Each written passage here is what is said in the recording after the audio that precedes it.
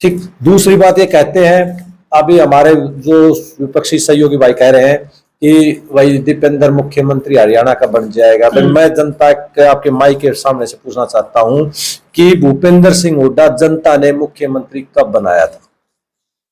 मतलब जनता ने कभी चुना नहीं। जनता ने कब बनाया था?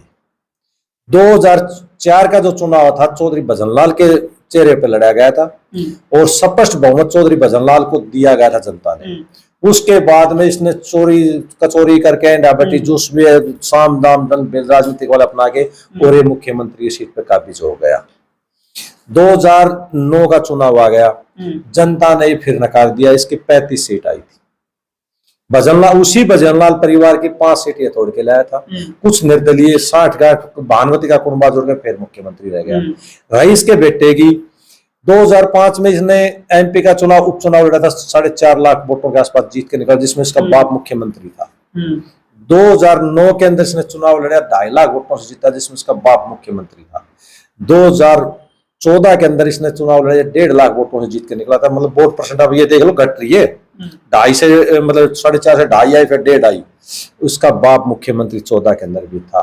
ये जब ही जीतता है जिसने मतलब सरकारी तंत्र का दुरुपयोग किया है और इसने जनता को प्रलोभन दिया है, सरकारी कर्मचारियों को दबाया है, तो 3 बार अपने बेटे को ये एमपी बना गया। और हारने से निश्चित ये ऐसे बोखरा गए थे कि 2016 के अंदर इन्होंने अपनी हारजी खरीदी, भाई हार गया, मुख्यमंत्री हट गया था, अब बेटा भी हार गया। इसने हरियाणा को फूकने का काम, झज्जर को रोहतक को फूकने का काम भी इन्होंने बापू बेटों ने किया था। ये वो दुकान जाट की है, इसको छोड़ दो, ये एंटी जाट किसको फूक दो, इन्हें पूरा हरियाणा जड़ाया। उसके बाद में 19 के अंदर चुनाव हार गया दीपेंद्र सिंह हुड्डा। उन्होंने जो कांग्रेस की ही लीडर थी कुमारी शैलजा जी का राज्यसभा का स्थान रिक्त हुआ था, तो वाजित उसी का था।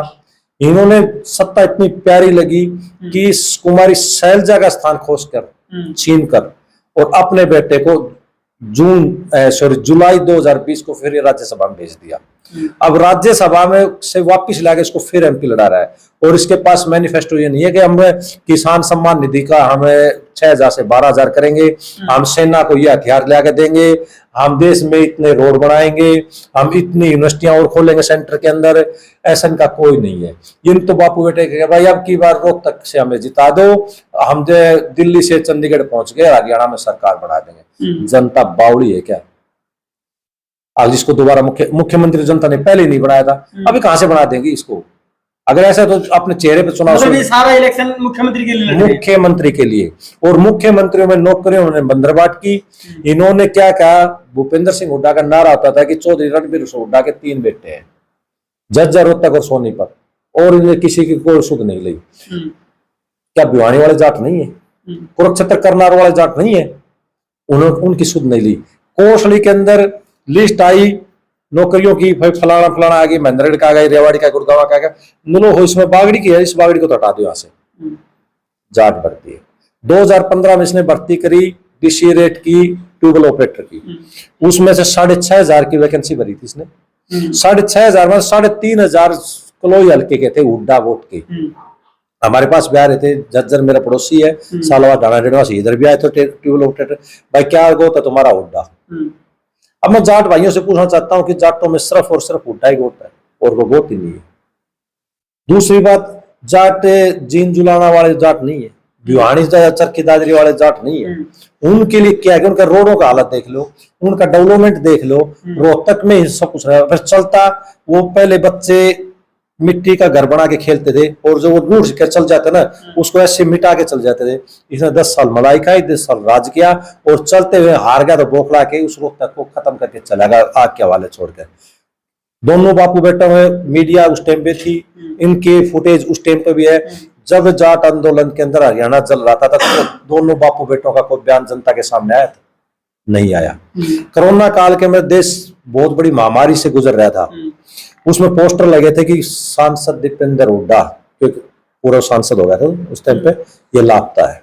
जनता के बीच में एक दिन भी नहीं आया ये। हमारे अरविंद शर्मा जो रात को 12-12 बजे 1-1 बजे 2-2 बजे तक जग जगह ऑक्सीजन सिलेंडर प्रोवाइड करवाए, खाना लोगों को दिया है। जो लोग यहाँ फंसे हुए थे बाहर स्टेटों के, वो यहाँ से भेजे हैं, रोडवेज बस से करी, कुछ और का एडजस्ट किया। हमारे हरियाणा के जो बाहर फंसे हुए थे उनको लेके आए हैं। तो अरविंद शर्मा तो फ्रंट लाइन लड़के पर काम कर रहे थे। सेंटर के अंदर इन्होंने क्या क्या जनता जानती है। नरेंद्र मोदी ने 10 साल में क्या किया है। उस तत्कालीन हमारा रक्षा मंत्री वीके सिंह हुआ करता था, जब वो रिटायरमेंट आए थे तो वो जग जाहिर बात है उसने ये कहा था कि हमारे पास सिर्फ और सिर्फ 7 दिन का असला लड़ाई लड़ने के लिए, और इतने बड़े जो देश है उसके पास 7 दिन का हथियार है, तो उसका भविष्य क्या है? भविष्य तो उसने अंधकार में दे दिया था। हमारे कोसली में या महेंद्रगढ़ में सैन्य बाहुल्य है, जो हमारे बच्चे हैं, हमारे जो मित्र हैं, हमारे जो बड़े हैं, जो आर्मी में लग रहे हैं, वो आके बता रहे हैं कि वो कैसे पहले 4 किलो की वो जो जैकेट होती है बुलेट प्रूफ दे रखी थी, अब उन्हें 250 ग्राम की बुलेट जैकेट, पहले वो सेंसर वाली राइफल, आज इनको 1 इंच का फर्क नहीं दिखता, वो बिल्कुल पॉइंट टू पॉइंट जाके इनका राइफल उनका निशाना साधती है। उनके पास एहसास राइफल जो पुरानी होती थी, हमें पता नहीं कौन सी होती है, वो दे रखी थी। पहले बॉर्डर के ऊपर गोली चलती थी तो वहां से कंपनी कमांडर को दिल्ली हेडक्वार्टर से परमिशन लेनी पड़ती, उसके बाद में उन्हें अटैक करना पड़ता था। कितनी गोलियां तुम्हें चलाई है, कंपनी कमांडर को हिसाब देना पड़ता था। अब दुश्मन को हम मारेंगे तो अगर जैसे हम ग्रामीण है तो हमारा हाथ में तो लठ ही रही थी, तो हमने गिनती लठ मारा, कितना लठ होगी दुश्मन को मारना चाहिए, गोलियां चल गई तो कितनी चलेंगी उसकी गिनती नहीं होती, लेकिन हमारे जवानों को वहां पर गिनती के देनी पड़ती थी कितनी है। कश्मीर के अंदर हमारे जवानों ने उग्रवादियों को पीट के मेजर ने वो जीप के ऊपर बांध दिया तो उसके ऊपर कानूनी कार्रवाई हुई थी। पत्थर मारने वालों को, गोली चलाने वालों को फूल माला थोड़ी बरसाई जाएंगे, उनको तो पत्थर का जवाब पत्थर से, गोली का जवाब गोली से। अब नरेंद्र मोदी सरकार ने ये कह दिया है कि भाई अब दिल्ली से पूछने की जरूरत नहीं है और गोली गिनने की जरूरत नहीं, कितनी मारो, लेकिन दुश्मन मरना चाहिए। अब कांग्रेस टाइम में छोटा मोटा क्या करता था, हमारा पाकिस्तान से अटैक होता था, पाकिस्तान को अपना दुश्मन मानते थे, लेकिन पाकिस्तान को हम दुश्मन माने तो खत्म है। खत्म को क्या दुश्मन है? हमारा डोकलाम के अंदर हमारी सेना 1.5 साल वहां पड़ी रही, हमारे जवान -40 और 45 डिग्री तापमान में डटे रहे, लेकिन 1 इंच हमारे फौजी भाई वापिस नहीं हटे।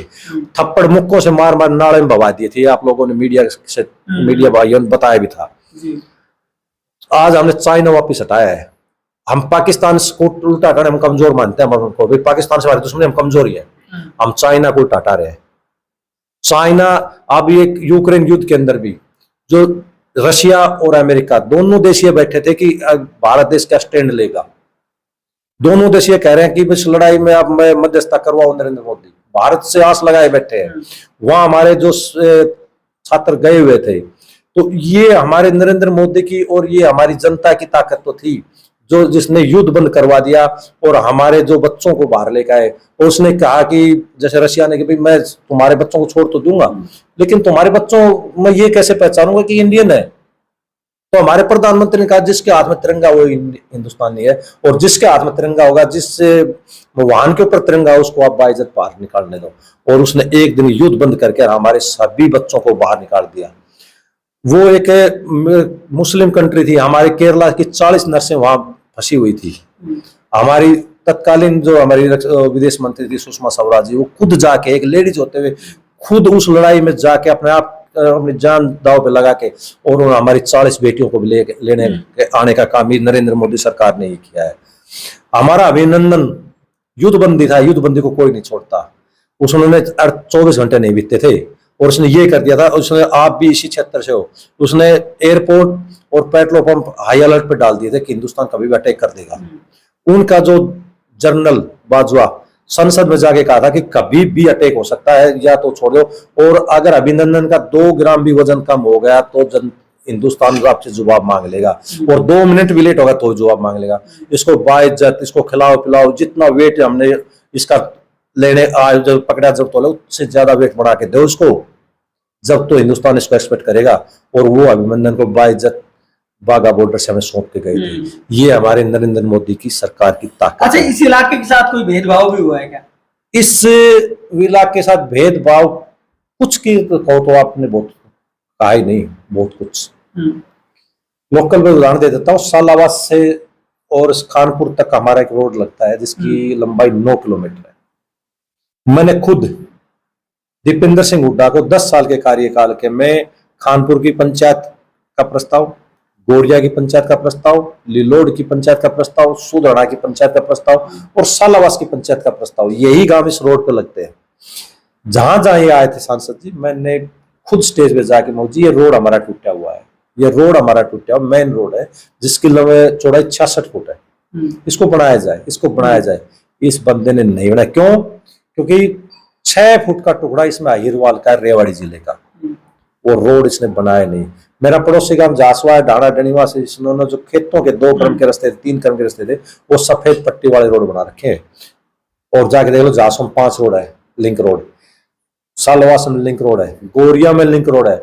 मेरे गांव में लिंक रोड आज भी नहीं है, क्योंकि मैं आहिरवाल का गांव है मेरा, वो रेवाड़ी जिले का गांव है, जो मेरा झज्जर से ढाणा को जोड़ता है, यहाँ हमारा नाहड़ को जोड़ता है, जो हमारी तहसील है, हमारा ब्लॉक है, उसको जोड़ता है, लेकिन कोई रोड नहीं। ले दे के हमारे पास 2 ही रोड है, दादरी वाला, एक यो दूसरा भौजोली वाला। ये सेंटर क्या दिन मारे हैं, ये पहले के बने हुए हैं। इन्होंने रोड के मामले में आहिरवाल में कितने रोड दिए ये बता दो।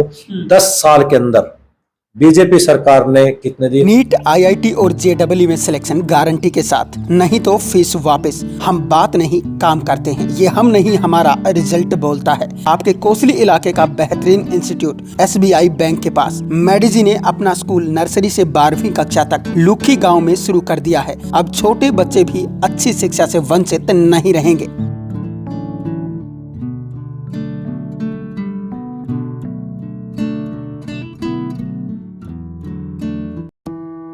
छब्बीस सालों का अनुभव अब संवारेगा आपके बच्चे का भविष्य। श्री भगवान जी लाए हैं डहीना एरिया के लिए बेहतरीन शिक्षण संस्थान Lord Krishna senior secondary school, आपके नजदीकी गांव निमोट में।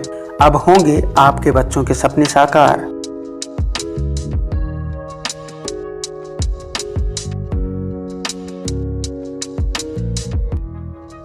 हम आपको विश्वास दिलाते हैं कि इस संस्था में आपके बच्चे का भविष्य सुरक्षित रहेगा। IIT, PMT, CLAT, CA, CPT, NDA, सैनिक स्कूल और मिलिट्री स्कूल सभी कंपटीशन की तैयारी करवाई जाएगी। मैं 26 साल से शिक्षा के क्षेत्र में काम कर रहा हूँ, 1998 से। मैं पहले भी 2 संस्थाएं अच्छी चला रहा हूँ, ये तीसरी संस्था लेके हम भविष्य में आपके बच्चे का भविष्य बनाते चलेंगे। और जितने भी कंपटीशन टेस्ट हैं, हमारे पास जो विद्यार्थी आए उसको संस्कारवान बनाएंगे, चरित्रवान बनाएंगे।